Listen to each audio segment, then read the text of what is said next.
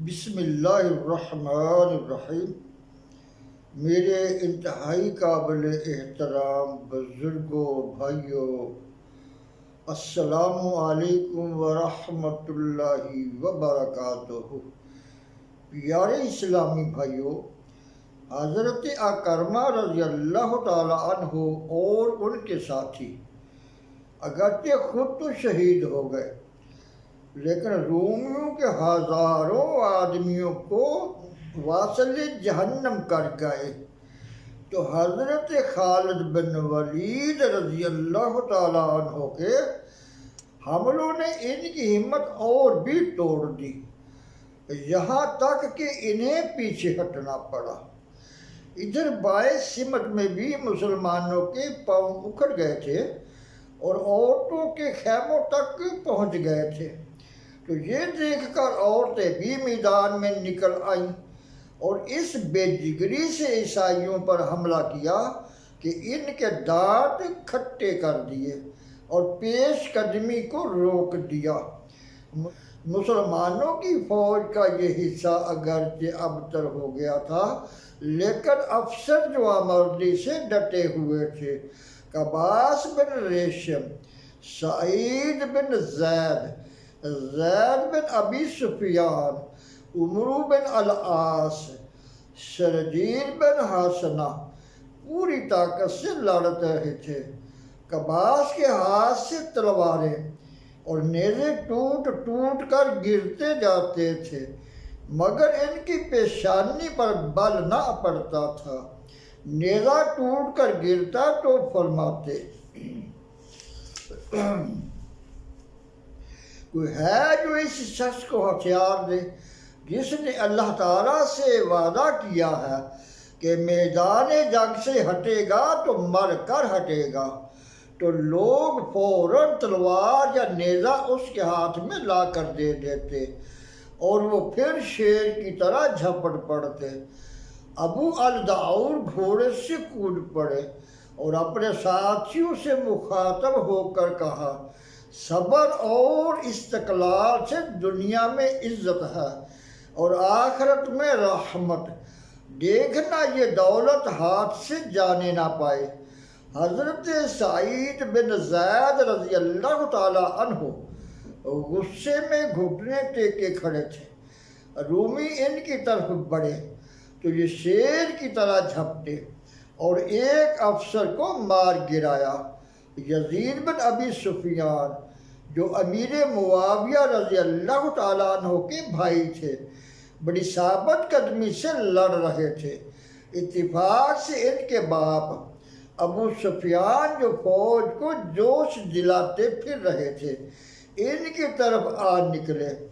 بیٹے کو دیکھ کر فرمایا، اے میرے بیٹے، اس وقت میدان میں ایک ایک سپاہی شجاعت یعنی بہادری دکھا رہا ہے، تو سالار ہے۔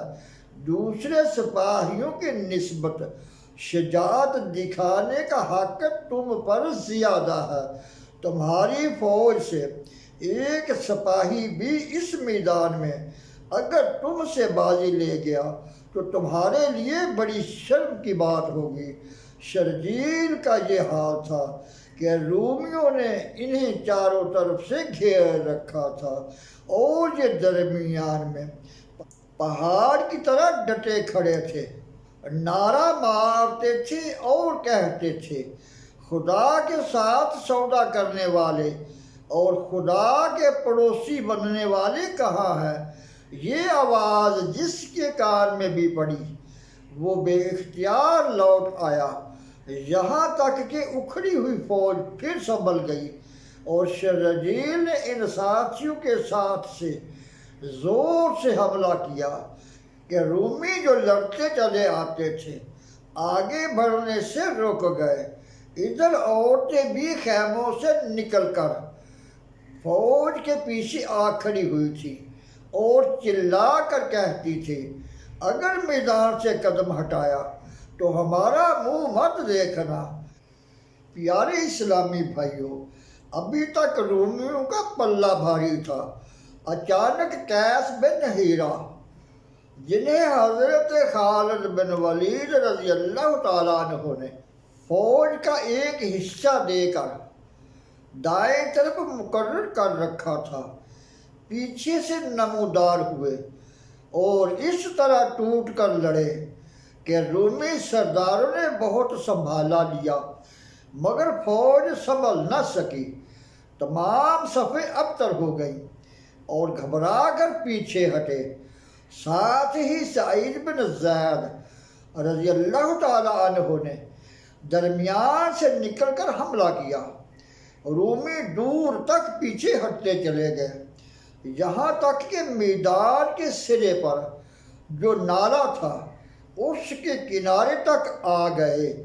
تھوڑی دیر میں ان کی لاشوں سے وہ نالا بھر دیا اور میدان خالی ہو گیا۔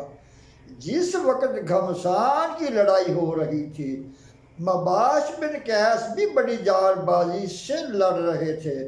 یہ بہت بہادر تھے۔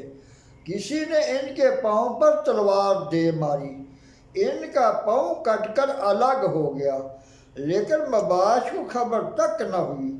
تھوڑی دیر بعد ہوش آئی تو ڈھونڈتے پھرتے تھے کہ میرا پاؤں کہاں گیا۔ پیارے اسلامی بھائیوں، تاریخ کی کتابوں میں لکھا ہے کہ اس جنگ میں رومیوں کے 70,000 کے قریب آدمی مارے گئے اور مسلمانوں کا صرف 3,000 کا نقصان ہوا۔ قیصر انطاکیہ میں تھا، اسے جب شکست کی خبر ملی اسی وقت انطاکیہ سے قسطنطنیہ کا رخ کیا اور چلتے وقت کہا، الوداع اے شام۔ امیر المومنین حضرت عمر فاروق رضی اللہ تعالیٰ عنہ یرموک کی فتح کی خبر کے انتظار میں کئی دن سے سوئے نہیں تھے۔ فتح کی خبر پہنچی تو فوراً سجدے میں گرے اور اللہ تعالیٰ کا شکر ادا کیا۔ اللہ تعالیٰ سے دعا ہے درس و بیان کو سمجھنے، عمل کرنے اور دوسروں تک بھی پہنچانے کی توفیق عطا فرمائے۔ وما علینا الا البلاغ المبین۔